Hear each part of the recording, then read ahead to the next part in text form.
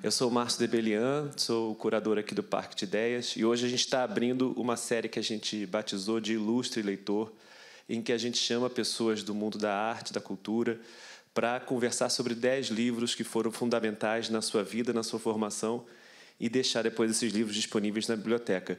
E a mulher que a gente vai receber hoje é uma pessoa que eu tenho imensa admiração e que, para mim, ela tem uma espécie de imã no olhar, na palavra, porque sempre que eu vejo ela declamando uma poesia, falando, dando uma entrevista, eu paro para ouvir muito atentamente. Ela é uma trovadora, uma poeta popular, mulher premiada no cinema, lota os teatros com suas peças. A nossa griot é a mulher que faz da literatura e da poesia o seu parque de diversões. Então, aqui hoje no Parque de Ideias, Elisa Lucinda. Boa tarde.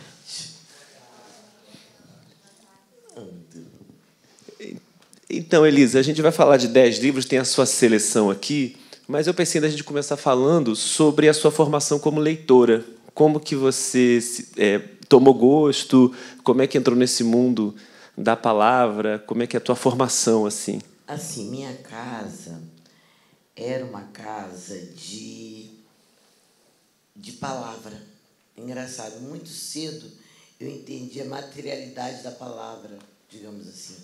Meu pai não batia, meu pai conversava. Era forte demais, era um sermão. Uhum. Qualquer coisa que ele chamasse atenção era sobre a vida, sabe? Então você falava assim, ai meu Deus, acho que eu queria uma palmada, que passa rápido. Sei, então, sei. Né? Então, tinha uma coisa muito forte lá em casa, e tinha minha avó, que eu tenho falado isso, me lembrei disso há pouco tempo. A minha avó era muito, uma das minhas avós, Maria Antônia, mãe da minha mãe, ela era muito amarga, tinha sido muito sacaneada como mulher, sabe aquele histórico de violência que você nem sabe o que é? Uhum. Que não existe só a física, né? E aí ela é emocionalmente muito machucada e ela é muito mal-humorada, mas ela gostava de contar história. E ela mascava fumo. Então, quando ela mascava fumo e contava, ela gostava de contar histórias, fumo de rolo, gostava de contar histórias assim, não macabras, mas para mim, pra gente era de Saci, do Encantado, né? Sei. Então ela contava várias histórias que ela falava assim. Aí a menina estava morta. A moça adolescente morreu. Todo mundo, até o tio, numa cadeira de roda, foi no enterro. Chegou lá, todo mundo lá. A menina estava deitada. De repente, ela pegava o fumo, essa hora escolhia, parava de falar. Sei, mistério. Foi minha professora de suspense. Porque nessa hora, isso é hora de pegar o fumo, mas fazia parte. E o desfecho é que a menina levantou a morta. A morta levantou, todo mundo saiu correndo. O tio, que era paraplégico, foi encontrado em cima do coqueiro, ninguém sabe como. Ela sempre terminava uma história assim. Mas uma coisa que eu achava legal, além dessas histórias que eu nunca esquecia, que era a palavra tendo vida lá em casa, naquele subúrbio do Espírito Santo, num bairro chamado Itaquari de Cima, Que ótimo. Tinha caído. Surge uma pessoa. E aí, obrigada, querida. E aí, ela contava histórias rimadas.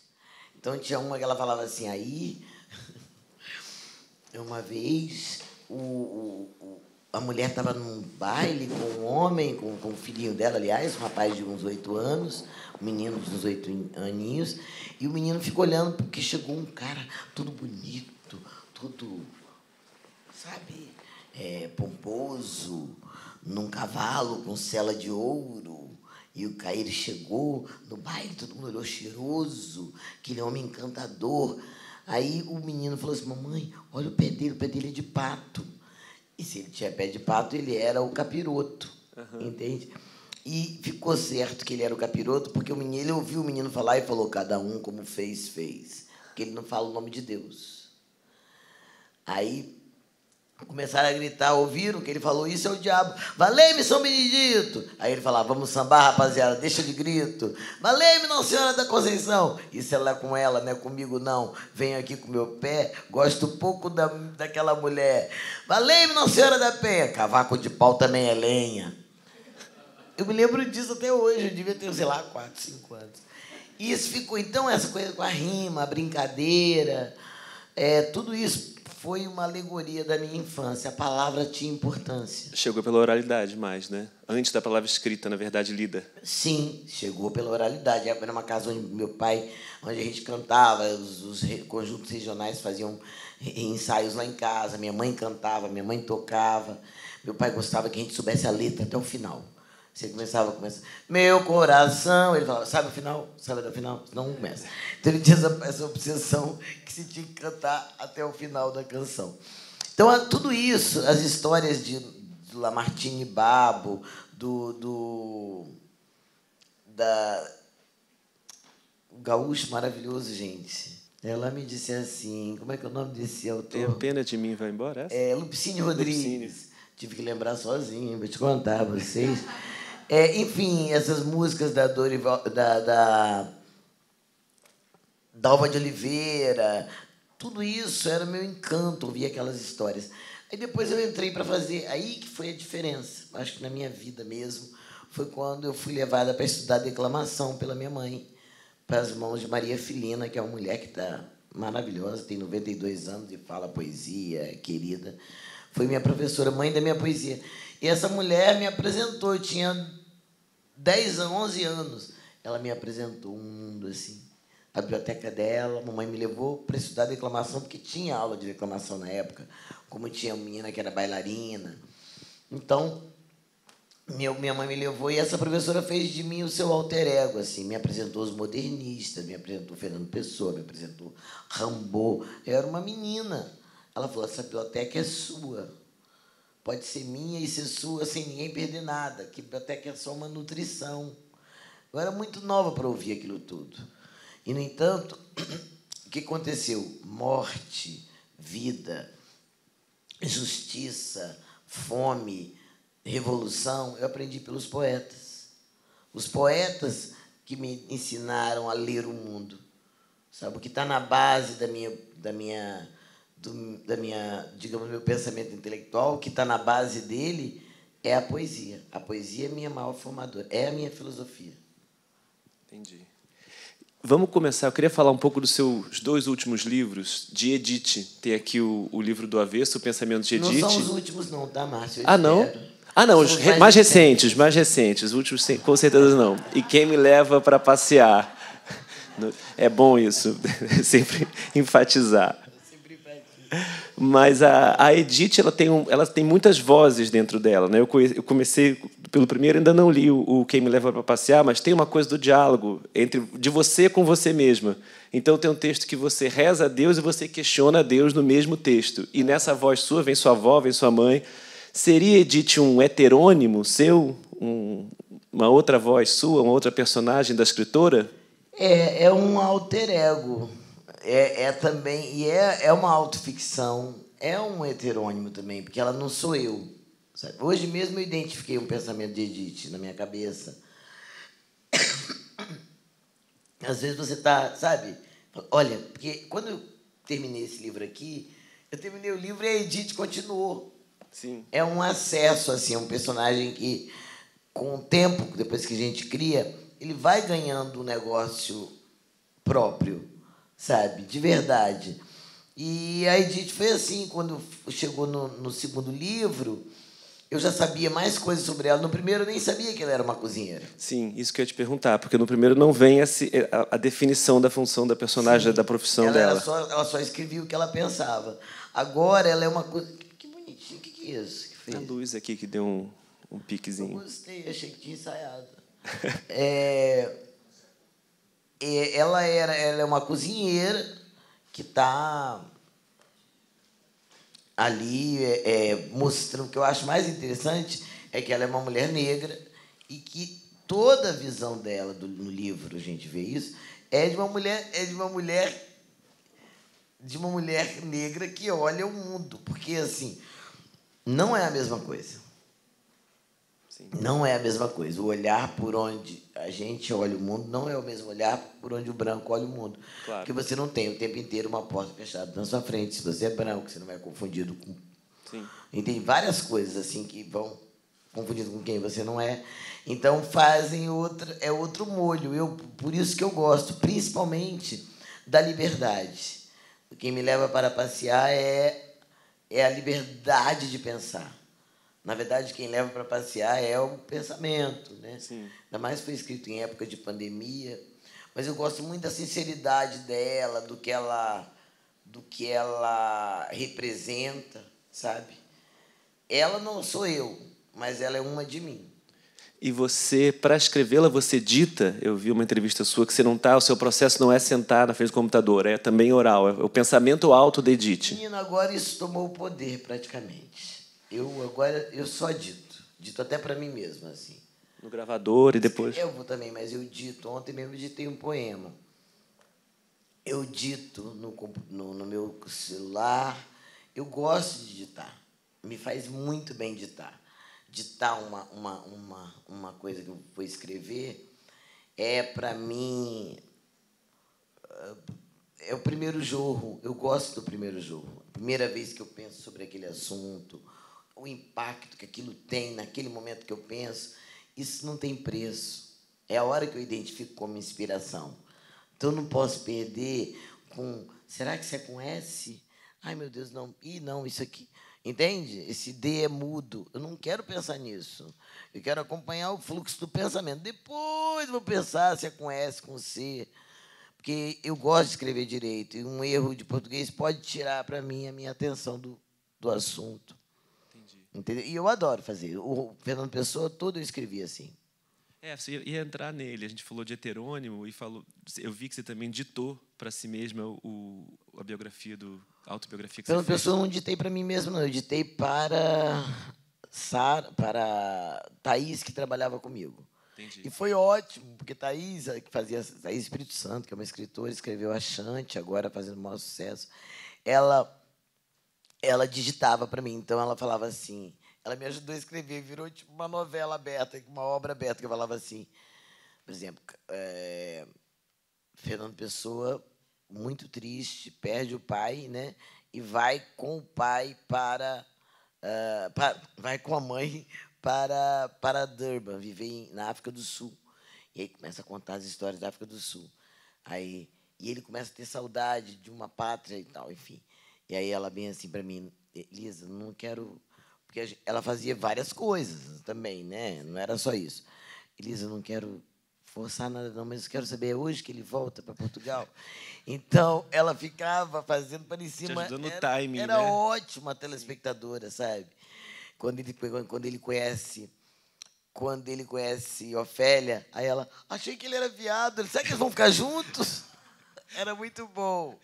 Era muito bom ter a Thaís com aquelas dúvidas. Aquilo me dava... Sim. E você batizou de O Cavaleiro de Nada. Fernando Pessoa, o Cavaleiro de Nada. Que é uma alusão ao Chevalier de Pá, que é o primeiro heterônimo dele, que ele descobre como criança, com 7 anos de idade, né, que aparece para ele, que era o amigo imaginário dele. Que eles trocavam cartas, né?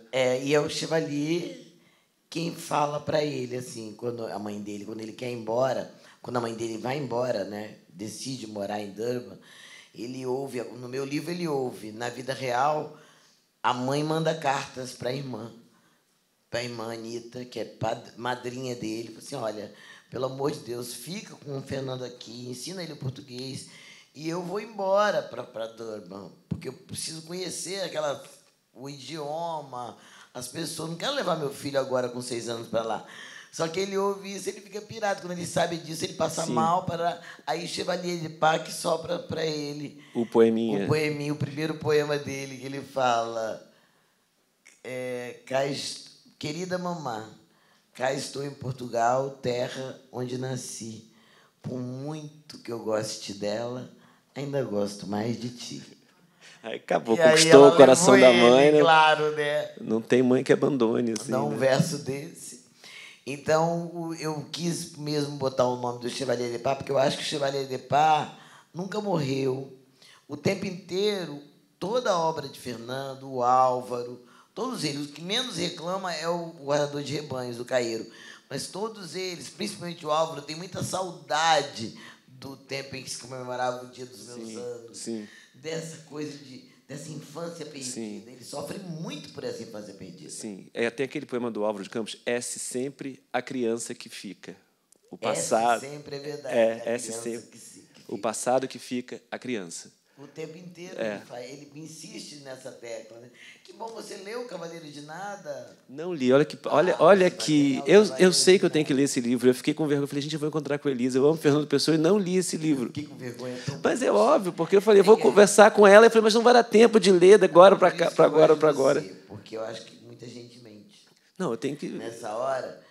E é bobagem, porque não dá tempo da gente ver tudo. Tem gente que fala assim, você não leu? Não li, que desculpa. Não, e engraçado que você já tinha me falado desse livro, a gente tinha conversado, e na época que eu fiz O Vento Lá Fora, que era aquela leitura com a Betânia, a Dona Cleonice Berardinelli, falei, cara, eu tenho que ler o livro da Elisa. Aí passou, e agora voltando a ver toda a tua bibliografia, ver tudo que você tinha publicado, eu falei, gente, o livro da Elisa, do Pessoa, eu não li. Aí eu falei, gente, Chevalier de Pai, ficou um assunto já para mim, que eu já sei que eu vou sair daqui e tem que pegar nisso. Eu vou falar que as pessoas...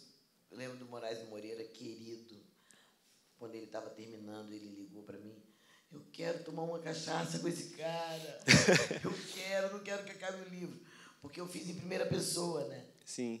Eu fiz em primeira pessoa, eu achei que era melhor fazer em primeira pessoa, porque tem ele e mais o pessoalzinho que acompanha ele, que não é pouco. É uma legião, né?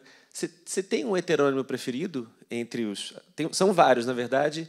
Tem os três principais, né? O Álvaro de Campos, o Alberto Caeiro e o Ricardo Reis. Tem o Bernardo Soares. Meu preferido no modelo Revolução é Álvaro de Campos. Sim. E no modelo existencial é o Caeiro. Sim. Entendeu? O Álvaro, eu gosto do Álvaro, sabe?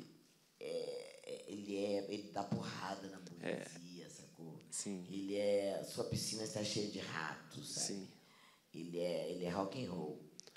A Dona Cleonice Berardinelli dizia que ele era o divã do Fernando Pessoa, que tudo que era de mais existencial, psicanalítico, era o Álvaro que era a voz que tinha que dizer. Explodia tudo, né? Muito lindo. Vamos seguir agora nas suas escolhas, aqui do que você trouxe. Eu vi que você, quando me mandou uma ordem, que eu não sei se foi a ordem que você leu. Ih, menino, não liga para a ordem, não. Não, mas é que eu pensei, Emília no País da Gramática. Eu falei, será que foi o primeiro livro que a Elisa lembra? Eu quase falei dele. Não, olha como é que... Desculpa, hein? Não vou falar um negócio. Fala, pode falar. Incrível como mudou. Era um livro de capa dura, grande, verde. Você conheceu Emília no País da Gramática. Eu gostava de fazer, sabe o quê? Fazer bem assim, ó. É que eu tampava aqui e falava assim, olha, Elisa no País da Gramática. Sei. Porque essa ideia do País da Gramática, foi aí que Lobato me pegou. Porque, assim, com todas as restrições que a gente tem, a obra dele hoje com a questão do racismo, se eu fosse a família dele, eu faria uma revisão, a obra do Novo Tempo, porque ele é muito importante. Ele é muito importante. Foi um grande equívoco. Ele nem soube que... Ele morreu sem saber que era racista. Ele falava assim, o beiço de Dona Benta, sabe? Sim. De Dona Benta, não, de Tia Anastácia. Né? E era de um jeito pejorativo, sabe? Mas, enfim... mas ele é muito sagaz. Para mim, foi muito importante essa ideia do país da gramática. Então, para mim, era um país cheio de palavras. Sim. Eu tenho amor por análise sintática, gente, que é uma coisa que é o terror de muita gente. Mas juntava com as coisas que meu pai dizia. Meu pai era muito lúdico. E ele dizia assim, o verbo é o senhor da ação, minha filha. É o verbo que decide. E eu achava aquilo, eu via como um personagem, oração principal, entende? Sim. Oração subordinada, eu achava que era oração coitadinha, escravinhazinha. Então, tudo isso, essa alegoria, essa coisa lúdica, veio do Monteiro Lobato para mim. Andar num lugar onde tem, sabe, sei lá, onde tem pontos, interrogações. Lembro que uma vez me contaram uma piada. E eu ri tanto da piada. Eu fui o adulto que mais riu da piada. Que não era mais a piada toda. Mas é que aí eu falei, acho que me remeteu a isso, que é o seguinte, vai ter uma festa só de asteriscos. e o Ponto queria ir. Aí o Ponto falou assim, Nando, eu me lembrei de você com essa história. O Ponto queria ir, e aí, mas não pode. Aí, não, eu vou. Aí pegou o Ponto, chegou, se arrumou tudo bonito, chegou chegou lá, tinha o segurança na festa dos cada asterisco lindo chegando. Aí ele fala, o senhor não pode entrar. O porteiro fala, infelizmente, o senhor é um ponto. Que isso? Não, o senhor é um ponto, essa festa é só de asterisco, o senhor não pode entrar. Meu Deus, deve estar havendo algum engano, eu sou um ponto, é que eu estou usando gel. Desculpa, eu sou um asterisco, é que eu estou usando gel. Ah, eu achei tão bonitinho ele de gel, sabe? O asterisco, o ponto é um asterisco com gel, gente, no cabelo. Claro. E aquilo eu ri tanto, achei, que é isso, essa humanidade. Sim. Isso me ajudou a aprender português mais do que matemática. Para mim, a matemática não foi ensinada com essa parada tão lúdica, né? Sim. Então, foi muito importante esse livro na minha infância. Eu entrei no país da gramática quando eu aprendi a ler.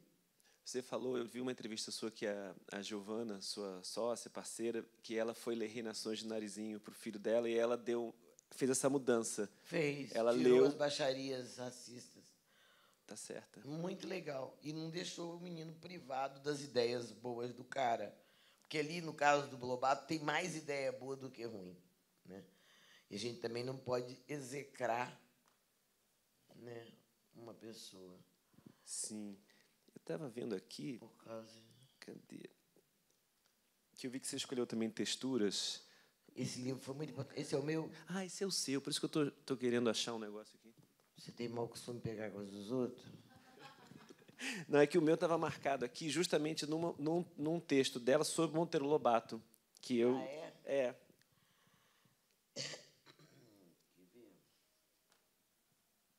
Que eu queria te mostrar. Não sei se você acha bacana ler ou não.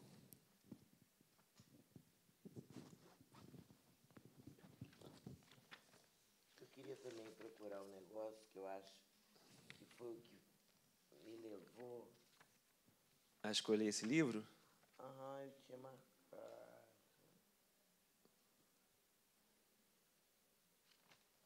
Enfim. Mas pode falar, você achou? Não, é que eu estava justamente pensando assim a sequência da conversa e estava lendo e cheguei justamente no ela falando de Monteiro Lobato. A Ana Maria. Ana Maria, não sei se não, eu quero que você leia. Não quero ler não. Eu estava vendo a Elisa falando assim, tudo ela dá aula, né, de leitura, então ela fala, a pessoa lê muito mal, não está bom não, então eu falei, eu não vou ler nada na frente da Elisa hoje, vou marcar e vou dar para ela. Qual é a página? Deixa eu olhar no meuzinho. Espera aí, agora para achar que eu não dobrei aqui. Desculpa, caiu da minha mão. 153.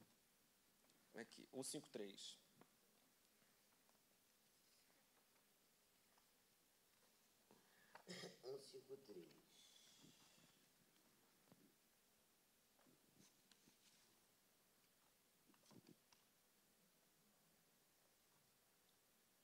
Eu tô usando gel.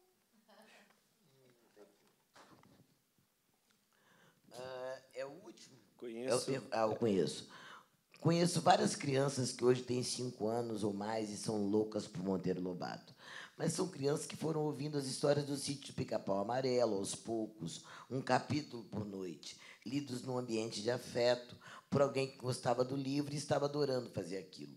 Em pouco tempo, o pequeno leitor se adiantava durante o dia e o contador noturno já era capaz de pular um trecho. Quando menos se esperava, a leitura seguia sozinha, interrompida apenas por alguma pergunta a um adulto. Nesse caso, fica irresistível mergulhar nesse universo. Ter contato com Monteiro Lobato é um direito de toda criança brasileira, o que não significa dizer que toda criança em nosso país tem obrigação de ler sua obra. Leitura de literatura não é um dever, é um direito. Todos devem ter garantido seu acesso a ela, por meio da oportunidade de conhecer os livros, de tê-los em mãos, de ter tempo para eles e orientação nesse contato. Mas uns vão ser muito leitores, outros não. Uma questão de vocação, como jogar futebol. Nem todo mundo gosta, mas quem quiser deve poder. Não, só o que você quiser. Não, é muito lindo, porque tem uma coisa que a literatura faz, eu acho que é bom dizer isso aqui, para que floresça. A literatura é audiovisual. O mais barato dos audiovisuais. Então, aqui dentro pode estar sacanagem, adoro sacanagem, entende? Ninguém sabe. A Princesa é o nome do livro. Entende? Aqui dentro que está. É incrível, incrível. Eu acho isso incrível que um livro tenha a durabilidade que ele tem. Pode durar 100 anos, 200 anos, não sei, dependendo da publicação. Pode valer para várias pessoas. E tem a interpretação, a leitura de cada um do que está escrito. Então, eu gosto da liberdade também. Vou ler agora, peraí, vou ler de novo esse capítulo aqui do meio. Vou para o final. Tem uma liberdade do leitor, sabe? Então, assim, mas esse livro foi importante para mim, esse Texturas, para não me perder aqui no tema, porque eu não sabia, até ler esse livro, que foi a tese dela, de doutorado, eu não sabia que a mulher a mulher foi impedida de escrever, só começou a escrever no século XVIII. 18, 19, 18, final de 18. Isso é muito louco. Começou a ter direito a estudar. Aquele romance da Virginia Woolf, não, mas o nome do romance, ela fazia o papel de um homem no romance Orlando. Quando ela faz o Orlando é uma mulher que uma mulher vestida de homem, quer dizer, se sente um homem, mas ela vai estudar, é uma trans, né? Ela vai estudar, é o jeito de estudar, tinha que burlar, se fingir de menino. Então, por muito tempo, nós não pudemos escrever. Inclusive, tinha mulheres que bordavam e estudavam, algum pai ou mãe deixava estudar, e falava, não está bordando bem, porque está gastando com o negócio de estudar, gastando sua habilidade doméstica. Então, ela me traz uma novidade nesse livro, para mim, que o tear era a escrita da mulher. Então, tem uma mulher, Filomena, na mitologia grega, que ela, acho que é Teros, sei lá, um dos tios dela rapta ela, leva para uma torre, estupra e corta a língua dela, para ela não denunciá-lo. Ela, então, faz um tear, né, de onde ela estava, porque disseram que ela tinha morrido. Então, ela faz o tear, e esse tear chega até a irmã. E a irmã, então, encontra ela e liberta. E, então, era a palavra feminina, bordar. E aí o texto herda toda a linguagem. Novelo, ponto, trama. Sim. Olha que doideira. Enredo, tecido. Né? A gente chama de tecido literário, né? O discurso é um tecido que sai da boca.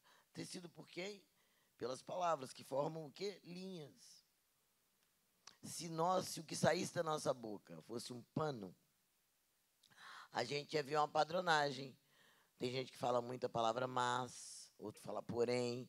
Então, esse porém, imagina, vai virando uma padronagem, né? As coisas vão se repetindo. Eu acho uma imagem boa da gente imaginar um tecido. O discurso é um tecido. Feito na hora, né? Quentinho. Que lindo isso, né? Nunca tinha parado para pensar nisso, nessa questão das palavras se referirem ao ato de bordado, de costura. Novelo, novela. Sim. Né? É muito interessante. E esse livro me deu esse uau. Foi minha cabeça. Foi até o Roland Barthes, que foi orientador dessa tese dela, porque ela é chique. Né? Sim.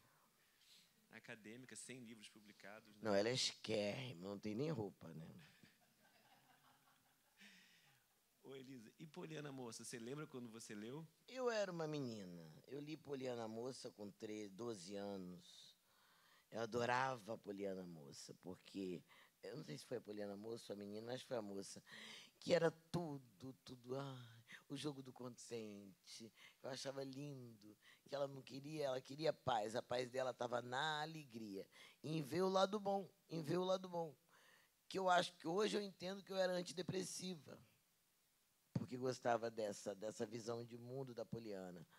Foi um encontro para mim, me encontrar na literatura. Eu acho que muita gente não gosta de ler porque não encontrou o seu livro. O seu livro. Sim. Nosso papel é fazer chegar o livro ao leitor, sabe? Então, acontece muito em lançamento de livro. As pessoas vão, aí tem um que foi só acompanhar a amiga.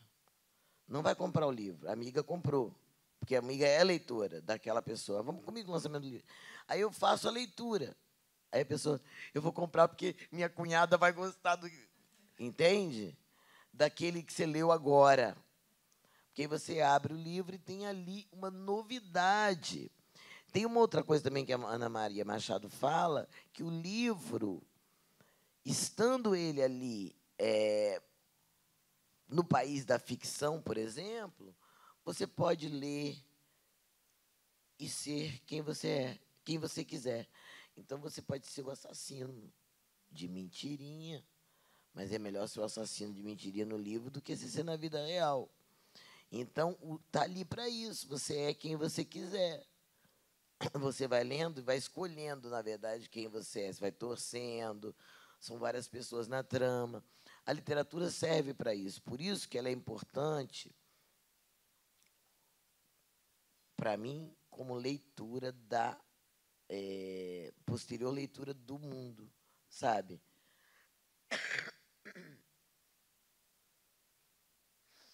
Quando você aprende, por exemplo, quando você aprende a interpretar um texto, a entender um texto, depois melhora a interpretação do mundo. A gente está vivendo num mundo muito difícil nesse momento, né? Da comunicação toda truncada, né? Aconteceu uma coisa muito louca uns meses atrás comigo. Eu moro numa rua que passa muito pouco carro, muito mesmo, fica 20 minutos sem passar nada, e é Copacabana.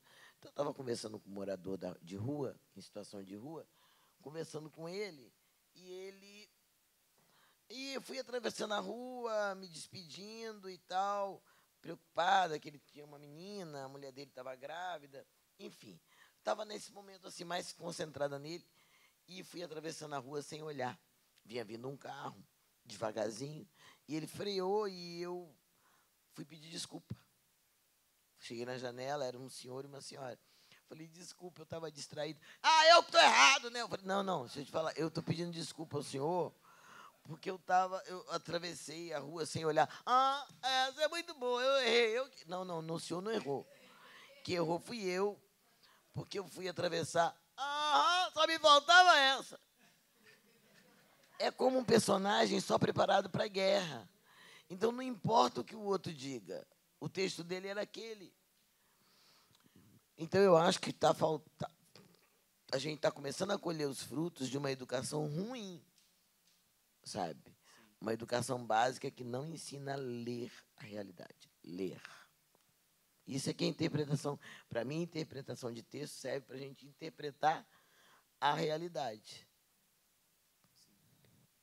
Estou com uma sede, falou que ia ter água eu aqui. Eu também falei que não estou entendendo. Eu pedi para ter água. Cadê? É no chão. Ah, não vi é do também. terreno, negócio de terreiro, né?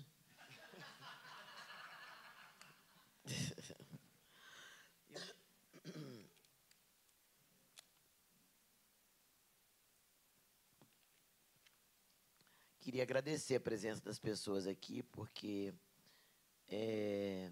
cada um de nós é sementeiro dessa conversa, né? Isso é que é legal desse tipo de trabalho cultural, que em cada um faz um efeito e vocês saem daqui falando e reproduzindo. Deixa eu lhe perguntar uma coisa. Você conheceu a Chimamanda agora, essa vez que ela esteve no Infelizmente, eu não estava no Brasil. Eu falei, não vem agora que eu não posso. Mentira. Eu não estava no Brasil, não estava no Rio, estava na Bahia. Eu quis muito, muito, muito, mas não pude. Aliás, até eu desfilei em 3 escolas, Salgueiro, Beija-Flor e Vila. As 3 foram campeãs. E você não voltou para as campeãs? Quando eu marquei o lançamento do livro, Quem Me Leva para Passear na Bahia, era dia 30 de abril. 30 de abril para mim nunca foi carnaval. Sim. Aí depois caiu minha ficha, que era o desfile das campeãs, aí já era. Mas ela veio no Brasil nessa época, eu não pude vê-la, mas eu, assim, foi muito importante lê-la, Sim. sabe? E por que você escolheu Notas sobre o Luto? Eu fiquei pensando se tinha alguma coisa a ver também com a perda do pai, da Poliana Moça, se tinha alguma coisa do pai para você, porque também a perda do pai da Chimamanda, esse livro, né? Não, tinha a ver com a perda do meu pai, né? Que foi recente também, 2018, para mim é recente. Sim. E essas notas sobre o luto, de alguma maneira o escritor faz, sabe? Mesmo que não escreva esse livro que ela escreveu. Então, Sim. foi muito incrível, foi incrível. E ela sofreu a angústia de não poder ir no enterro. Sim, porque foi durante a pandemia. Foi durante a pandemia e ele desapareceu, né? Ela nos Estados Unidos e ele na Nigéria, e ela sem poder ir para o velório, falou com ele no dia anterior. Então, o livro é um pouco esse turbilhão de reflexões que vem dessa perda à distância, né? Mas eu acho que ela faz isso com tanto afeto. Sim. Que não é um livro baixo astral. Não, não é. Não sabe? é. É um livro, e é bonito, porque aí ela vai contar as coisas da Nigéria, o fundamento de sua educação, tudo isso que o mundo ocidental despreza. É impressionante como o mundo que manda no mundo, o mundo europeizado, como pode esse desprezo pelas outras culturas. Está posto que a Europa é a coisa mais bem feita que se fez na vida. Olha, você pode falar, por exemplo, você conhece Maputo? Não. E você conhece Paris? Não. Não! É um crime não conhecer Paris. Grandes coisas. Por que é um crime não conhecer Paris e não é um crime não conhecer Maputo? Capital de Moçambique. É incrível, incrível. A gente todos os outros estrangeiros, os estrangeiros, aproveitam que sabem a língua e vão nos países que que têm a mesma língua. Né? O Brasil não faz isso. E a gente não acompanha essa ignorância. A primeira vez que a gente foi a Moçambique, eu fui com meu filho. E ele falou assim, mãe, ele devia ter 16 anos. Aí ele falou assim, mãe, eu estou com vergonha dos moçambicanos. Eles sabem tudo de nós. Música, os cantores famosos, não sei nada, vamos na biblioteca, pelo amor de Deus. A gente foi na livraria, comprou um monte de coisa sobre... Porque a gente resolveu, enfim, uma viagem meio... Mas eu só quero dizer com isso que nesse sentido, eu encontrei uma identificação. E como eu li, por muito tempo, os homens escreveram, né? Sobre as mulheres, inclusive. Os grandes romances, sim.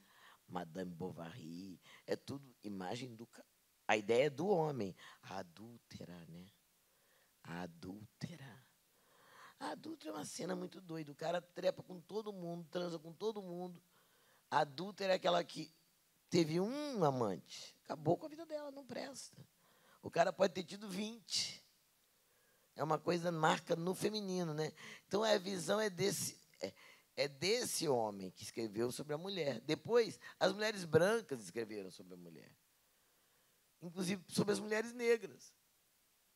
Mas agora nós estamos ouvindo e lendo as mulheres negras. E é outro babado. É outro babado. Primeiro que é assim, vamos considerar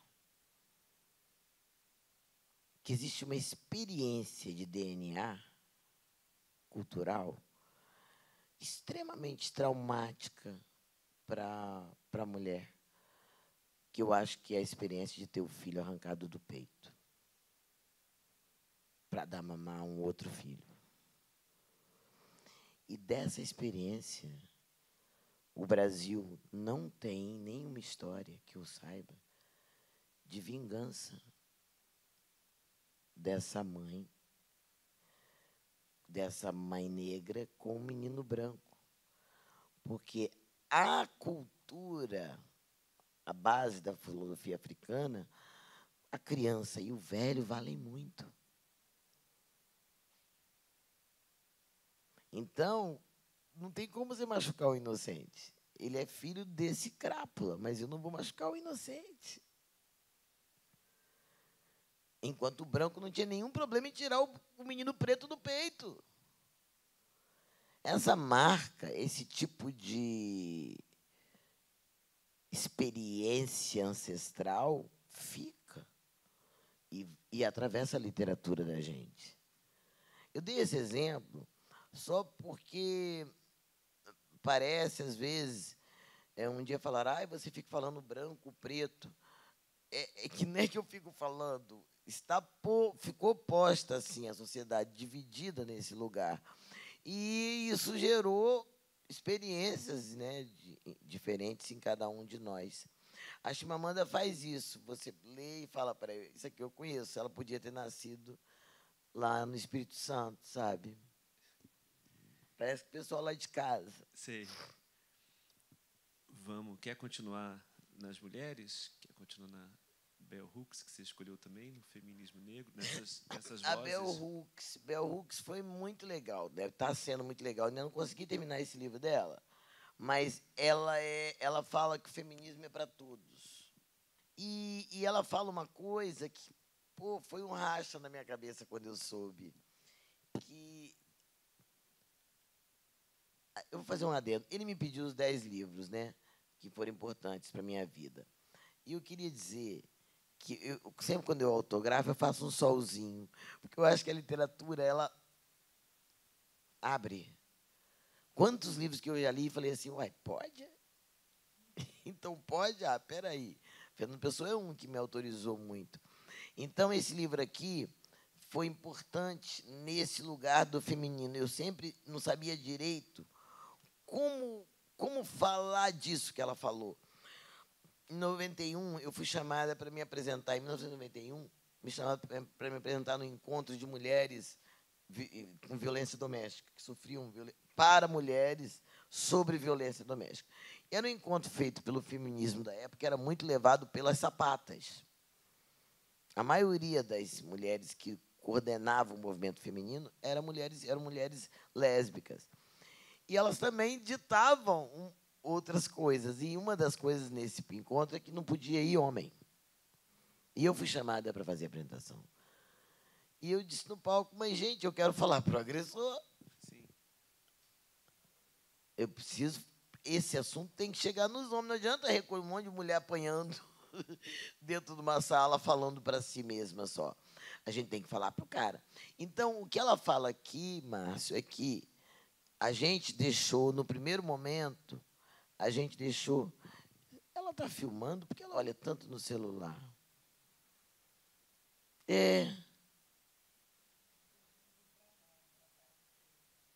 Está me postando? Está fugindo do trabalho para estar aqui te ouvindo.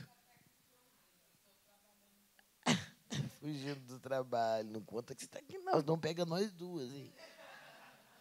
Então, melhor não postar. Hein? Mas o feminismo, que ela fala que nós deixamos no primeiro momento do feminismo, tudo bem, vamos aprendendo, de falar para os homens, olha, vocês também vão se dar bem. Foi ruim para vocês também o patriarcado. Não podiam usar pulseira, não podia se arrepiar, não podia usar roupa colorida, não podia rebolar, não pode fazer nada que é viado. Não podia chorar, ser sensível, tem que ser brigão. Quantos amigos... Então. É mais viado ainda. O meu também disse, mas tinha razão. Ah? O meu também disse, mas tinha razão. Né? Tinha razão. Mas era horrível, porque tinha essa divisão. Não pode, isso aqui é coisa de viado. Não pode. Eu não vou pagar nada que é coisa de viado para o meu filho. Uhum. Então, eu fui poder estudar não vou teatro. Pagar nada que é coisa de viado, é ótimo. Quando eu já podia, eu mesmo, com as minhas escolher, aí sim, mas de criança, não. Tinha até uma história que o cara falou, papai, deixa eu fazer um curso de bordado. Que isso? Não quero viado, coisa de viado. Então, de costura. Não, muito menos de costura. Mas, pai, então deixa eu aprender a maquiar. Maquiar, não. Pelo amor de Deus. Bom, aí o resultado do menino cresceu, é viado e não sabe fazer nada. Sim. Podia fazer alguma coisa? Não pôde estudar. Cheio de aptidões, cheio de talentos, não desenvolveu nenhum. Eu tinha esquecido dessa piada. Mas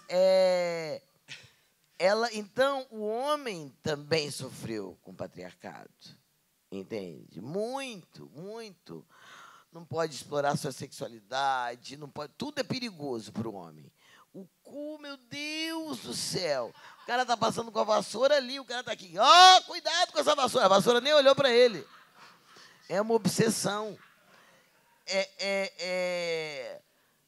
Isso tudo é... Por exemplo, eu me lembro de amigos meus pacíficos, sabe? Gente, eu tinha um primo assim, que não é gay. Getúlio era muito quietinho. Vamos jogar bola, não quero jogar bola, quero ficar conversando aqui com minhas primas. Que isso é coisa de... O meu tio fala, não, senhor. Todo mundo jogando bola e você conversando com prima. Era coisa de viado, ele não querer jogar bola. Ou ele não querer brigar. Né? Então, isso foi muito... Associar o masculino à guerra fez com que os homens se matassem tanto, morressem mais rápido que as mulheres e fizessem esse estrago, né? Você sabe uma coisa? Quando você falou da Ana Maria Machado, do texto, do bordado e das palavras associadas a escrever, e você falou agora do futebol, que o futebol para o menino é uma linha de corte também. Dali, se você cruza aquela linha, você está sociabilizado, você é hétero, você não está, você já é suspeitamente gay. E o vocabulário do futebol é todo bélico. Então, é tiro de meta, artilharia, é tudo ligado, se for pegar as palavras-chave do futebol também é o paralelo à literatura, é ligado à guerra. É artilheiro, é tiro de meta, é defesa, ataque. Eu fui me atinar disso outro dia também. Do vocabulário do futebol também é uma simulação de guerra. É verdade. É engraçado a gente pensar, né, no que é que representa. Como é que pode, por exemplo, o cara ser violento e ser confundido com boa masculinidade, né? Quanto mais violento, por muito tempo isso ficou assim. Então, ela fala, no feminismo é para todo mundo, ela bota todo mundo na roda, porque todo mundo veio de uma mãe, né, gente? De uma mulher. E aí fica muito estranho você não ser feminista.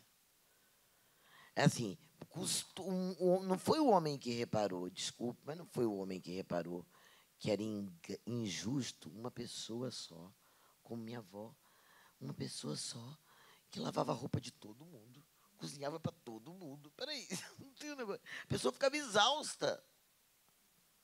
Gente, como pode alguém falar, não, gente, tá demais? É muito para ela. E ela também achava que era dela, é para ela, entende? Aquele encargo. Né? Então, eu acho que o feminismo não é nada mais, nada menos do que mais uma tentativa de justiça no mundo, de reparação histórica. Quem não for feminista é o quê? Sim. Quem não for feminista é porque não gosta mesmo de mulher. De alguma maneira. Né? Sim. Eu espero um mundo governado pelas mulheres, porque isso é a nossa salvação. Cada vez mais mulheres no poder e na sensibilidade na tomada de decisões, porque senão a gente está realmente... E o jeito da mulher, né, Márcio? O jeito da mulher cuidar do mundo é muito mais interessante. Por muito tempo as mulheres, até hoje ainda tem umas mulheres de terninho, né? Mas é para entrar no mercado de trabalho e talvez para serem mais aceitas, mas assim, a mulher não precisa copiar o homem. Pelo contrário, já não deu certo. O modelo masculino não deu certo. Chefe assediando a secretária, sabe? Uma briga de o tempo inteiro, você não é meu colega, você é meu concorrente, quem vai ser, como é que fala? Emancipado, não? Promovido. Entende? Isso tudo, essa semente masculina tóxica, sabe? No modo.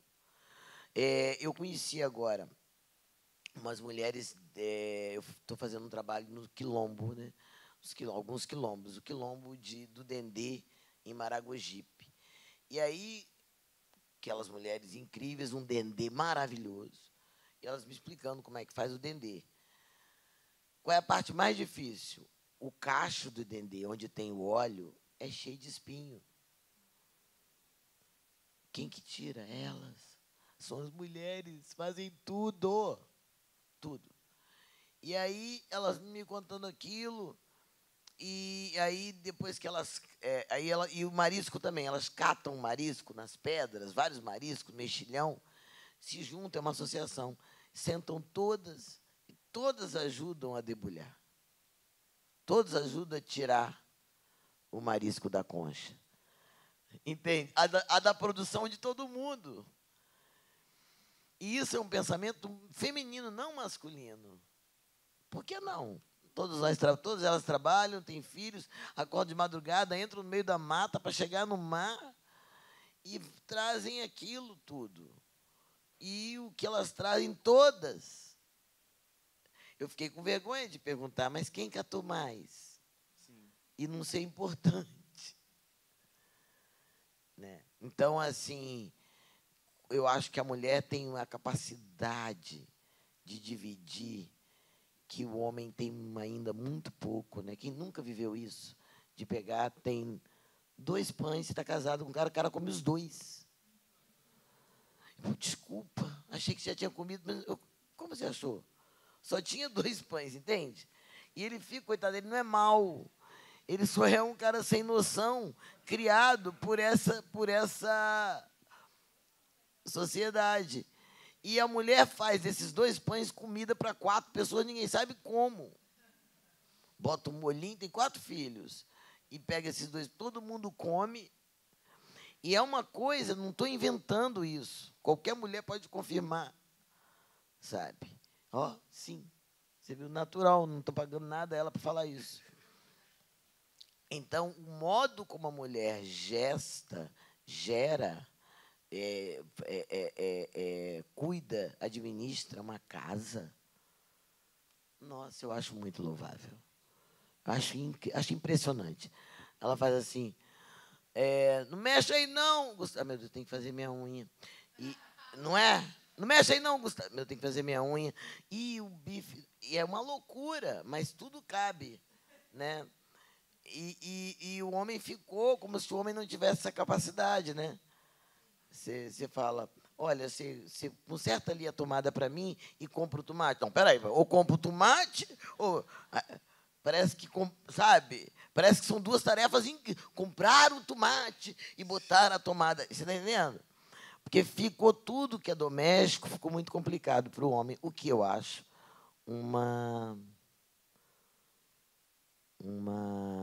falha na formação do homem para quem vai conduzir o mundo. Está fraco, né? O cara conduzir o mundo sem saber fritar um ovo. Por exemplo, eu quero perguntar uma coisa aqui aos homens, só homens. Onde se compra cueca? Alguém pode me responder? Qual loja? Aham.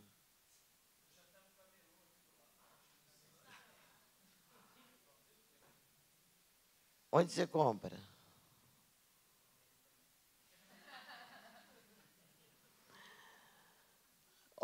Desculpa eu falar se eu estiver errado. A maioria das pessoas que respondem que compram cueca são gays. Acertei? Então, eu fosse vocês, eu até aplaudiria. Porque é uma coisa difícil, porque dizem que os gays foram mimados pelas mães. Mas eu não entendo como é que os homens héteros não compram cueca. Ou então fica aquelas cuecas derrotadíssimas, desde quando tinha 20 anos. A cueca pedindo, pelo amor de Deus, me troca.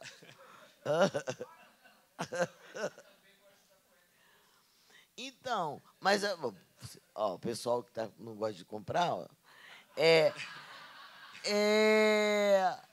as mulheres... Aí olha o que acontece, as mães compram. Gente, isso não é assunto antigo, não. As mães compram, depois os caras casam e as mulheres compram.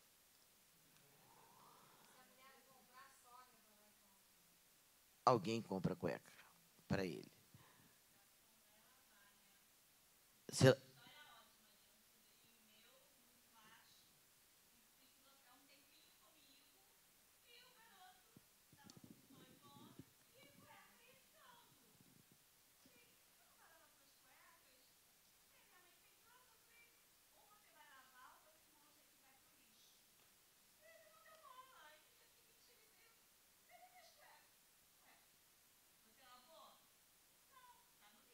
Cueca suja, lixo. Muito bem.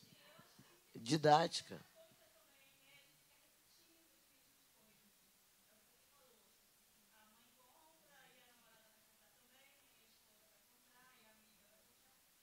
E eu acho tão íntimo, né, Márcio? Totalmente. É íntimo, eu não gosto nem que compre calcinha para mim, só eu sei a calcinha que eu gosto. Então é muito doido. Deviam lavar cueca, o homem devia lavar cueca igual a gente lava calcinha no banho. Né? Então, enfim, é muita coisa. Mas Isso acho todo... que o homem hétero, esse departamento da cueca, é que nem o departamento do cu, que você falou também. Que não quer lidar com a existência do cu dele, da cueca, tudo que é... Não, cara, eu conheço uma história muito... Gente, eu preciso contar, é horrível. Mas eu não vou ficar com ela só para mim, não. Não, é que ele sabe a história que eu vou contar. Uma moça que eu conheço e tal, e ela disse para mim que ela... enfim, ela está sempre com dificuldade de terminar relacionamentos abusivos.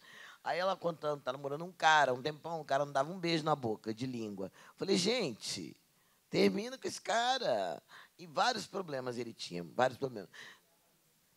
Vocês são comentaristas, vocês três, né? Mas aí eu falei para ela, termina com ele. Aí ela, não, Elisa, eu não vou terminar, não, eu não tenho coragem. Não tenho coragem.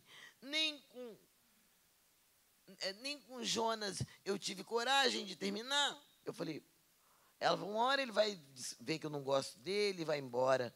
Eu falei, termina você, minha querida. Não, eu falei, o que o Jonas fazia? Falei, o Jonas, você não lembra, não? Eu falei, eu não lembro, não conhecia o Jonas. Elisa, e ele não gostava de ele, não limpava a bunda nunca.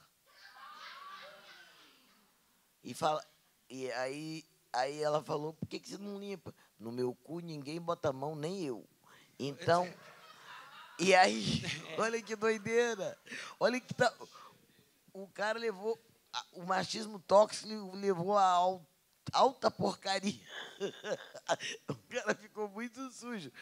E ela disse que teve que jogar o colchão fora quando eles separaram. Falei, como é que você aguentou isso? Disse que as crianças falavam, mamãe, pelo amor de... Ninguém aguentava, o homem fedia. Achei que você ia dizer, achei que teve que jogar o cu dele fora. Não.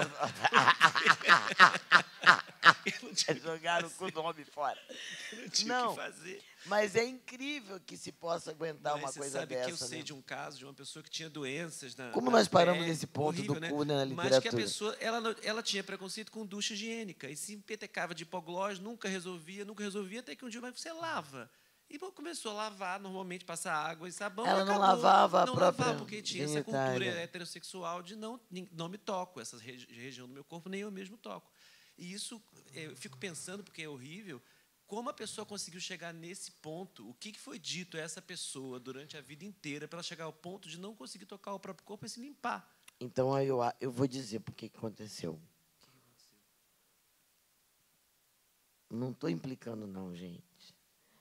Mas o fundamento da cultura branca é que é cheia de moralismos. O indígena não pensa assim. Sim. Muitos povos negros não pensam assim. Então, tanto que na religião do candomblé, Iansã, Iemanjá, ninguém é virgem, não. Esse não é um assunto. Não, inclusive se pegam Oxum com Iansã, e pegam Xangô, tá tudo bem. Não tem não é esse o critério. Para ser santo tem que ser virgem. O sexo não é é divino também o sexo. Né? Então, para mim, isso fica claro nas artes, entendeu? Quem conseguiu fazer alguma coisa do, mais, como é que eu vou dizer, elogiando a nudez, foram os caras mais gays, o Rafael, sabe, botar aqueles anjos pelados, uma coisa meio erótica, mas você está entendendo? Não era, meio fica na utopia. E na literatura fica muito claro, na literatura, você não tem na literatura branca, se a gente pode chamar assim, que domina o mundo, uma descrição na literatura de uma transa mesmo. Você não tem. Você tem assim, então Camila e Oswaldo entraram no quarto com uma garrafa de champanhe, ele banha ela com a garrafa e não sei o que, se abraçam, a noite lá fora toma conta dos dois. Pá. Próximo parágrafo. Amanhece um dia azul e o vácuo vucu vucu. Não tem. Não tem, porque é proibido. E deveria ser tão respeitado quanto traduzir um pôr de sol. Sabe? Então, eu acho isso. Eu estou até terminando, vendo se eu volto para terminar um romance, que eu entrei numa que todo mundo transa no romance. Todo mundo. Todo mundo. Como é, né, a vida, né? Então, os personagens todos. Porque eu acho que isso é refletido na literatura que manda do mundo.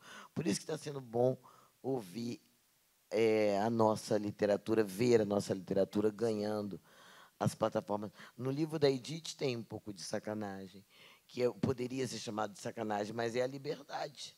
É a liberdade de pensar, a liberdade. Aqui dentro tudo pode. E eu parti do princípio, nesse Quem Me Leva para Passear, que nós estamos lendo o pensamento dela, mas ela não sabe que nós estamos lendo o pensamento dela. Então, estou dentro do pensamento dela.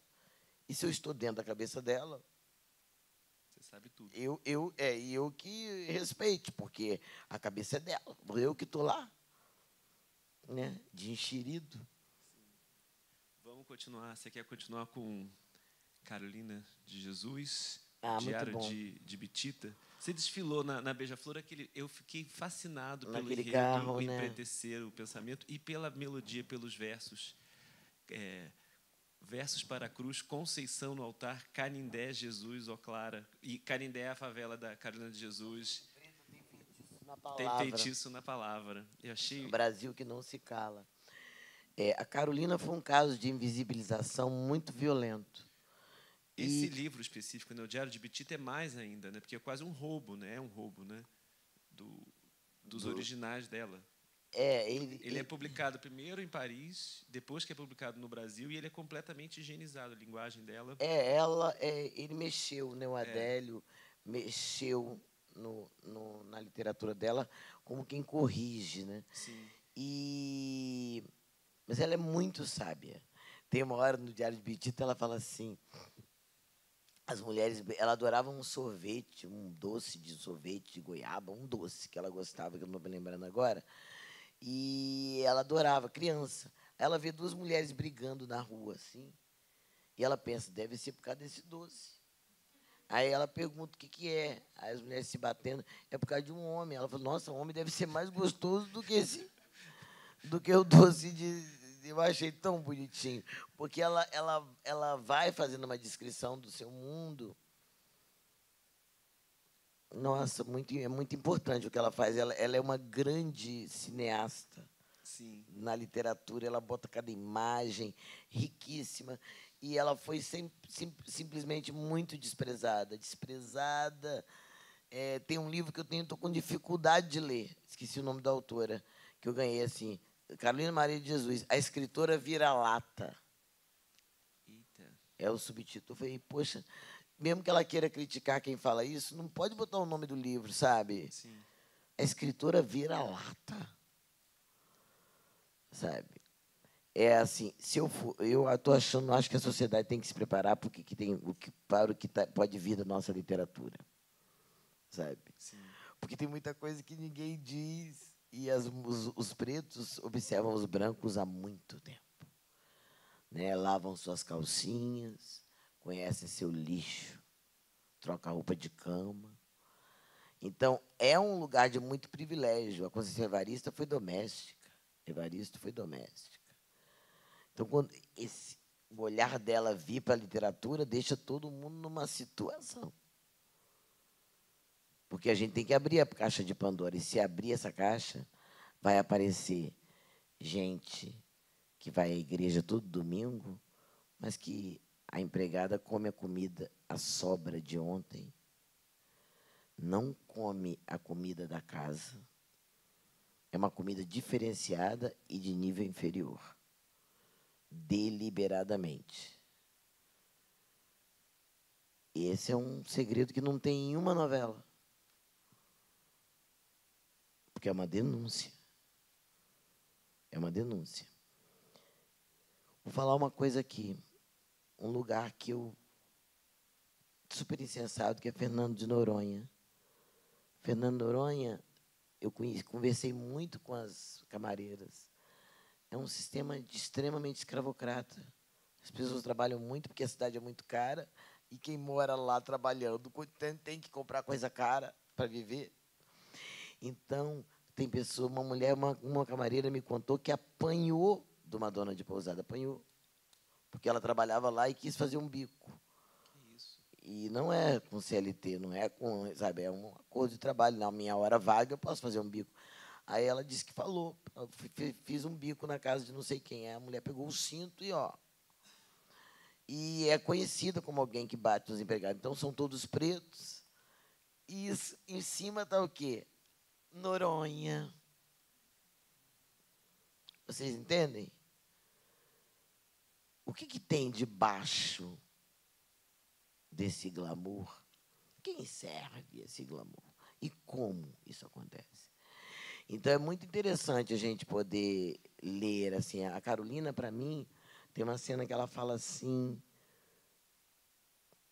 a noite está bonita, tenho a minha poesia, tararara. Ela fala, tenho que parar, meus filhos têm fome. Aí a gente já está lá com ela, sabe? Um poder incrível de escrita que Clarice Lispector, que é tão insensada, reconheceu. E um dia eu vi ela toda bonita, que ela também era estilista, né? Uhum. Se vocês puderem, a exposição dela, que vem para cá, mas está Então, no IMS em São Paulo, né? no Instituto Moreira Salles, em São Paulo. Eu fui curadora também da exposição. E aí que eu fui saber que ela era estilista, ela desenhava a roupa dela. E ela está linda na foto clássica de um lançamento em que Clarice Lispector está. E ela diz assim, não sei se era o lançamento de Clarice que ela estava ou se era o dela que Clarice estava. Aí a legenda da matéria está lá na exposição dela. Carolina Maria visivelmente deslocada. Que isso? Ela não estava deslocada. Então isso, é cruel, do ponto de vista de interpretação da realidade. Sim. Tem duas coisas que me chamaram a atenção que o título que ela escolheu não foi respeitado. O título do diário, botaram Diário de Bitita para fazer uma ligação com o Quarto Despejo, o Diário de uma Favelada. Então, o título que ela tinha dado era Um Brasil para os Brasileiros ou Minha Vida. O Brasil para os Brasileiros é o nome da exposição, inclusive. Sim. Então, isso que me chamou a atenção. E a coisa de o texto ter sido completamente mudado, entre aspas. E aí tem uma coisa que você falou numa entrevista que me chamou a atenção também, é essa comparação com Guimarães Rosa, dos neologismos, da invenção da linguagem, e por que na Carolina isso não é reconhecido. Né? O Guimarães fala, nós vai se a noite não engolir nós. Mas em Guimarães pode, entende? Carolina não. Carolina, em Guimarães é neologismo, regionalismo, e nela é erro. Né? Há um racismo estrutural na literatura também. Né? Agora que a gente tem a editora Malê, Sim. Inclusive está aí com os livros, e a editora Malê é uma editora bravia, porque está só com selo só de autores negros. Porque há muita dificuldade de escrever, né? de ser ouvido, de ser lido pelo quem manda, que é a literatura, por quem manda, que é o povo branco na literatura. Aí um dia um amigo meu falou, há pouco tempo, amigo estudado, falou assim, Elisa, mas não é porque os pretos têm mesmo dificuldade em escrever? É difícil encontrar autor preto, é por isso que... Então, a culpa é nossa, entende? É como se fosse isso mesmo, tem muito mais escritor branco do que preto. E não é verdade, tem muito escritor preto. Se não tem mais escritor preto, é porque não tem oportunidade. Então, o cara nem... Você quer falar?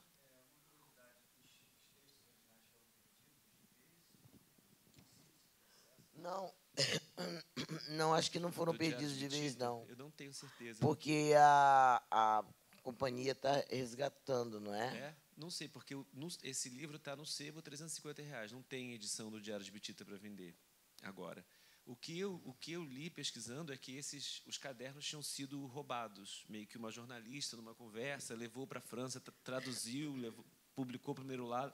Eu acho que alguma coisa se perdeu, não tenho certeza. Nessa pesquisa que eu fiz aqui para a nossa conversa, eu fiquei intrigado com isso, onde estão. Ai, você é Eu maravilhoso, comecei você a faz ler e fiquei pesquisa mesmo. revoltado, porque falei, ué, mas por que está escrito assim? Está tudo muito limpinho esse texto. Não é o texto dela, não é a voz dela que está vindo. E aí fui entender que era por conta disso. Mas não tem livro novo, o Diário de Bitita não tem para comprar. Esse aqui, na verdade, é uma tese sobre o Diário de Bitita. É que o cara se arvora, né? Vou melhorar isso aqui, que está muito ruim. Quem é você? Vamos agora para o necropolítica, assunto pesado. É assunto pesado, mas assunto tão necessário. Hoje a gente já teve um exemplo. Até eu gente veio pra entender o cá que era com isso. necropolítica, eu nunca tinha...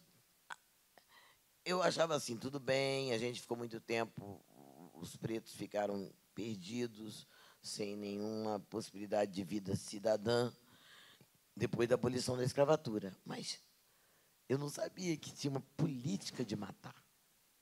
Eu nunca tinha pensado necropolítica. Uma política de matar preto. E como é que ela aparece? No combate às drogas, por exemplo. Gente, a polícia mata muito mais do que se morreria de overdose. Olha que doido. Você combate a droga para não matar as pessoas. Aí o combate mata mais do que a droga mataria. Hein? E o pior, é como disse ontem o Emicida no Papo de Segunda, é um esquema feito para matar preto e pobre. A guerra das drogas é só isso. Tanto que, não sei se vocês já se pegaram assim, de alguém falar assim, morreram 10 pessoas, foram assassinados 10 rapazes hoje no Morro do Dendê. E aí alguém fala, o que se sabe é que vários estavam envolvidos com o tráfico. Aí é para a gente pensar assim, então estava certo. Mataram, porque tinha razão de matar. E não tem pena de morte no Brasil. Não pode matar. Não pode ter uma operação que matou 21 pessoas hoje de manhã na Penha. Fechou escola, as crianças estão apavoradas. Enquanto isso, eu estou um telefonema e trazem maconha na minha casa, se eu quiser. Na Zona Sul. Os traficantes brancos, os usuários brancos que lotam aquelas boates cheias de MD, a polícia nunca vai lá. Nunca! E tem gente que a gente ainda tem que desenhar para dizer que é uma estrutura feita para moer pobre e preto. A lei no Brasil. Então, assim, necropolítica foi isso. Quando eu vi que tinha uma necropolítica, uma política que mata o preto. Mata, encarcera e mata. O tempo inteiro. Nunca se ouviu. Eu tenho 64 anos. Nunca, 34, 6 vivendo aqui. Nunca ouvi ninguém dizer assim, foram assassinados no Leblon 10 rapazes. 10 rapazes foram assassinados na Barra. E se fosse, teria um nome, né? Rubem Machado, não sei o que lá, Alcântara, não sei o quê, teria um nome, porque esses não têm nome. 21 mortos. Não tem nome para mim, mas é o filho de alguém, é o irmão de alguém. Preto. Outra coisa que eu falei aí, até viralizou, não sei se você viu, né? Você viu, acho que você comentou, não sei. Viralizou nas redes uma coisa sobre, que eu falei na CNN, sobre me confundirem. Sim. Né? Não sei se vocês viram, que me confundem os pretos, porque os brancos não nos olham direito. Então, me confundem com a Margarete Menezes, Zezé Mota, Belza Soares. Sempre me confundiram, Thaís Araújo. É uma loucura, é uma espécie de loucura. Você fala assim, você olhou direito para mim? Claro.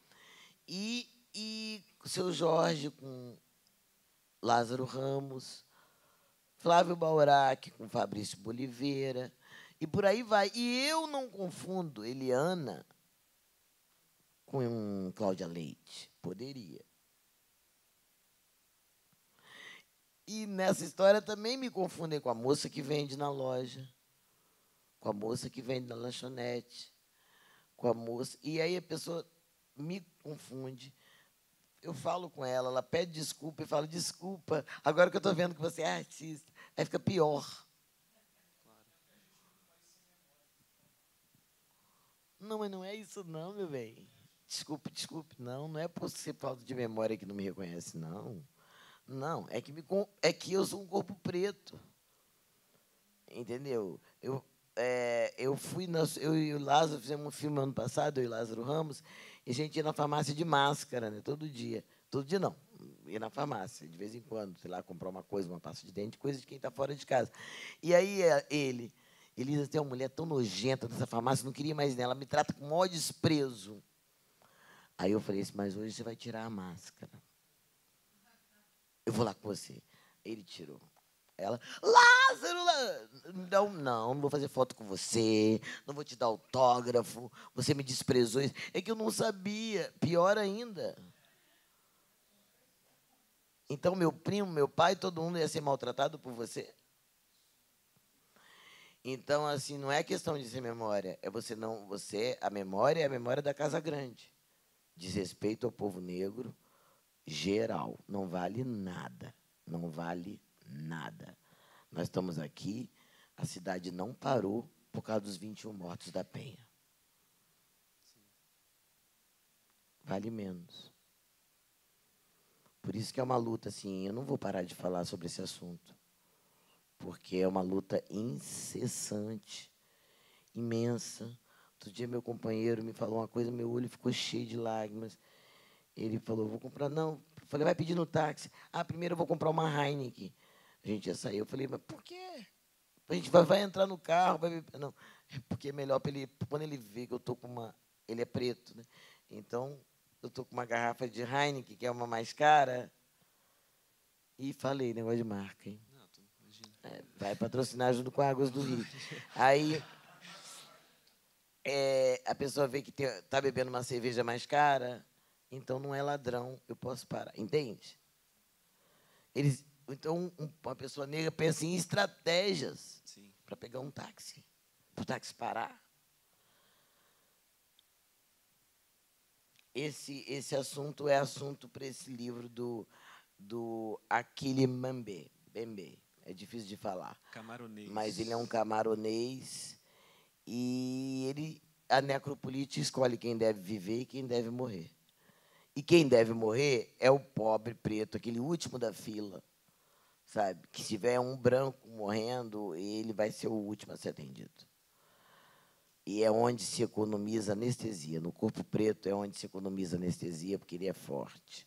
No corpo preto é o corpo que é o indigente do hospital, da aula de anatomia, é o corpo preto, que serve de modelo e estudo, né? Quer continuar com Rubem Fonseca ou com Itamar Vieira Júnior? Vamos para o Itamar, porque ainda é mesmo tema. Torturado. Torturado é um livro recente que eu li, mas foi muito importante como literatura. Sim. Porque ele vai mudando de voz. e como audiovisual, da literatura audiovisual, porque eu vi tudo, senti cheiro. Sinestésico, né? É, Sensações. total, Você se contorce total. com esse livro, né? Né? É muito forte o livro e é lindo, é lindo, é lindo. Um livro que marca para mim um novo tempo na nossa literatura, sabe? Esse cara veio forte e me prendeu, sabe quando você não consegue largar o livro, doido para saber o que vai acontecer? E, engraçado, torturado, a palavra torturado não me disse nada. Depois você vai entender que é um arado torto, sabe? E como pode, né? Como pode até hoje, as meninas do Dendê me falaram o que acontece aqui, que elas vão, preparam, elas fazem também plantação de mandioca na Bahia. Várias mandiocas, aí plantam aquilo tudo.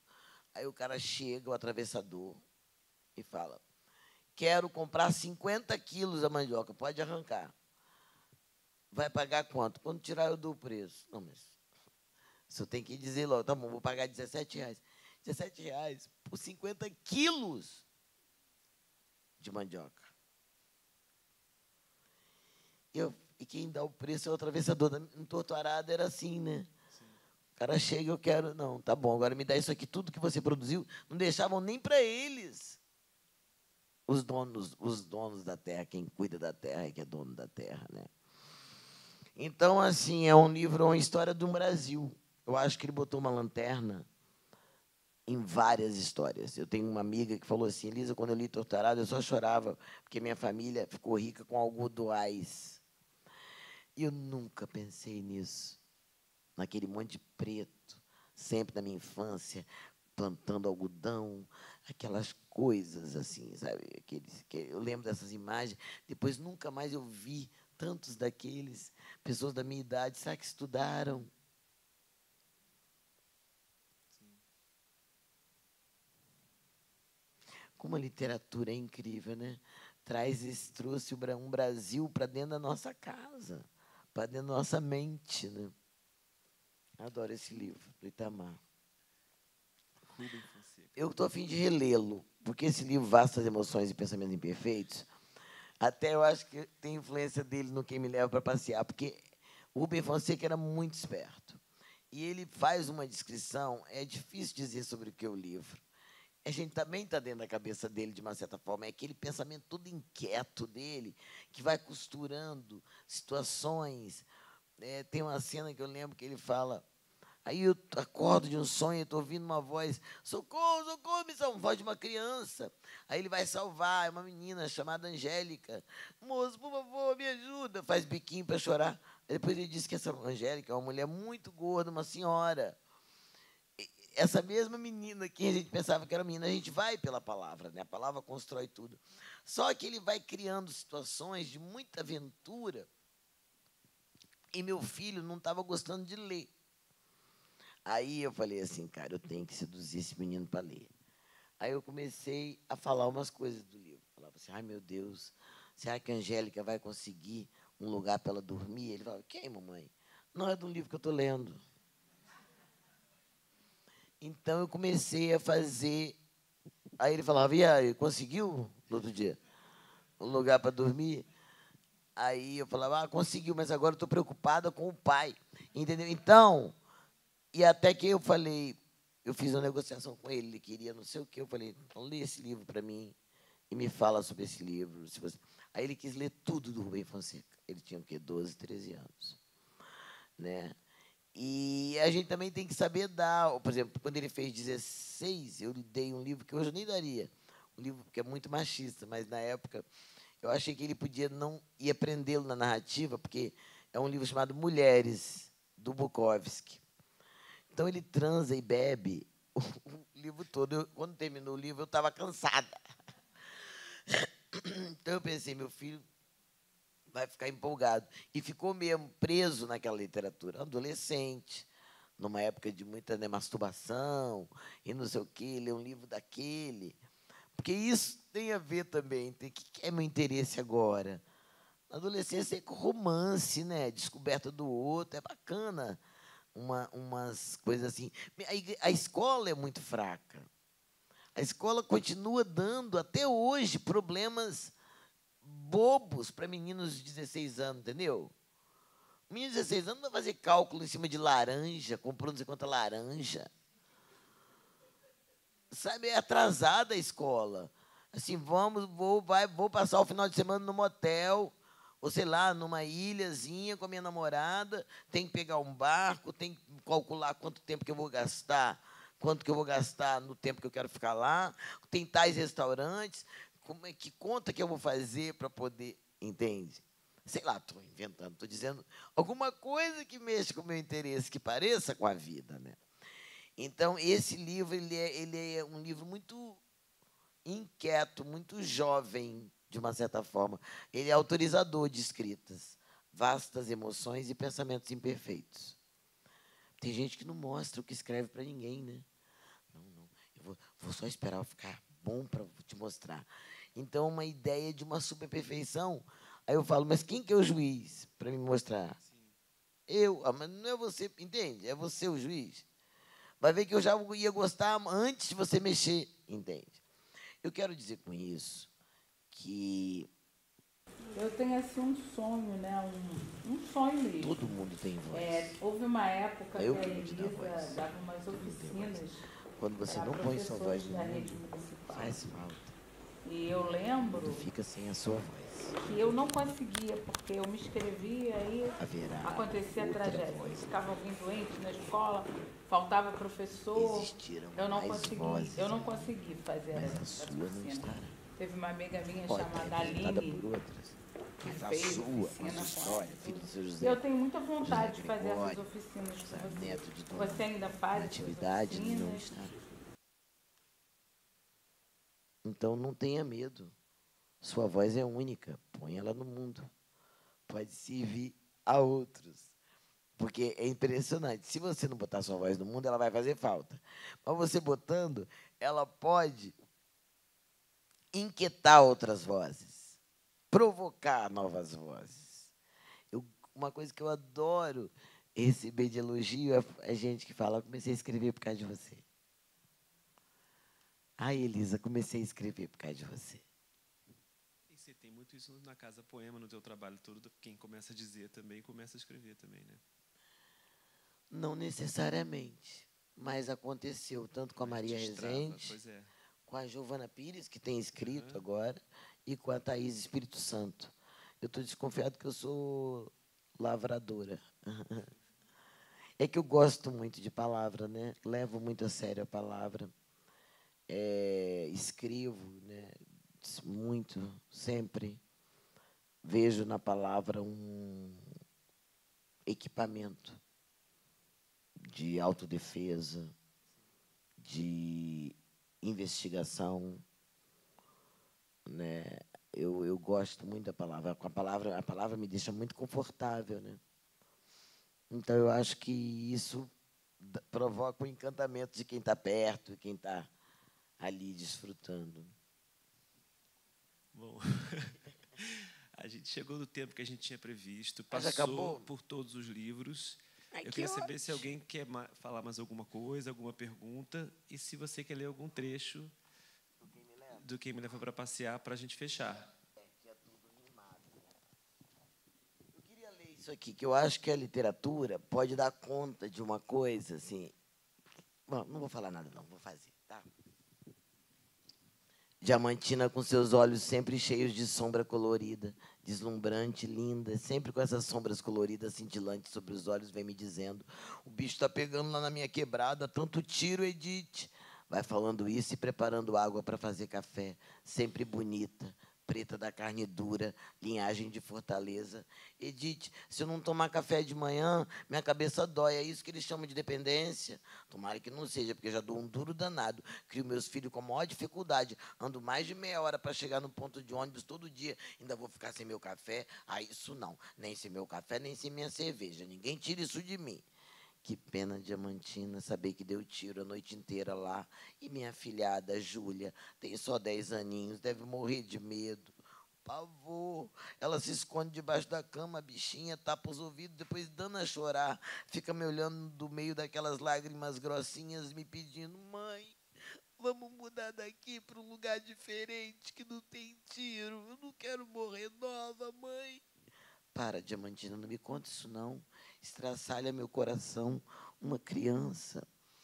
Ah, Edith, outro dia pegaram meu filho do lado dos meninos que estavam fumando um baseado. Os policiais pegaram os dois, já foram levando para o alto do morro, foram me contar, e eu corri na frente, desesperado, implorei para eles: não mata meus filhos, não. Não mata esses meninos, não. Eles ainda nem homens são direito. Eu peço pelo amor que vocês têm pelos filhos de vocês. Graças a Deus deu certo. O policial falou que eu dei sorte porque era aniversário da mãe dele. Então estava de coração mole. Tá chorando, Edith? Tô, né, Diamantina? Tô. Como se pode viver assim tão longe da lei? Não há pena de morte no Brasil. Eles não podem matar ninguém. Nenhuma autoridade pode matar ninguém. Como assim? Você está dizendo que a polícia é fora da lei, Diamantina? Você está contando para mim que a polícia não respeita a lei, a Constituição? Que dentro da polícia tem gente que devia estar sendo procurada pela polícia? É isso que você está me dizendo? É isso. Você falou tudo, Edith. Os policiais estão sendo bandidos lá onde eu moro. Nesse ponto, eu prefiro os bandidos, porque os meninos do tráfico me respeitam. Boa tarde, dona Diamantina. Está precisando de alguma coisa lá? Se eu não trabalhasse, Edith, eram eles que iam me salvar com remédio. Até a ambulância eles arranjam rapidinho. Ninguém sabe como, mais arranjam. Ai, Diamantina, eita mundo trocado. Por isso que tem um escritor que escreveu um livro chamado Cidade Partida, dizendo que a nossa é separada entre aqueles que o Estado olha e aqueles que o Estado rejeita. Edith, eu sou da parte que o Estado rejeita, né? É sim, meu amor. É sim. Mas é essa parte que o Estado rejeita que faz o país andar. Se essa parte parar, não existirá mais a cidade inteira. Se essa parte fizer greve, o país que para e o Estado vai ser obrigado a respeitar. O Edith, se é assim, você que conhece um monte de gente, bora logo organizar essa greve. Se você quiser, eu falo com os meninos do movimento para ajudar. Espera, Diamantina, espera. Esse não é um momento qualquer. Vamos ter que nos preparar. Exige paciência e estratégia. Vamos ter que preparar.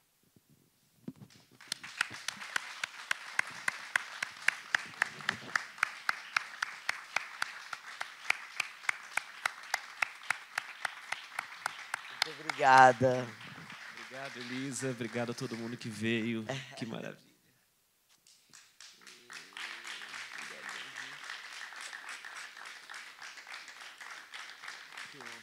Mas, olha, para ninguém ficar também com essa má impressão, como diz o outro, impressão, não, o livro também tem coisas assim, super leves, que é o pensamento, que tudo é o pensamento dela. Tem um que ela fala assim: olha, vem vindo o homem da pracinha, tão bonito. Difícil ver um tipo desse no meu bairro. Nossa, que charmoso. Ai, que andar interessante. Tá chegando perto, cheiroso. Tá de máscara. Parece que eu conheço. É meu marido. Abafa o caso, tenho que trocar de óculos.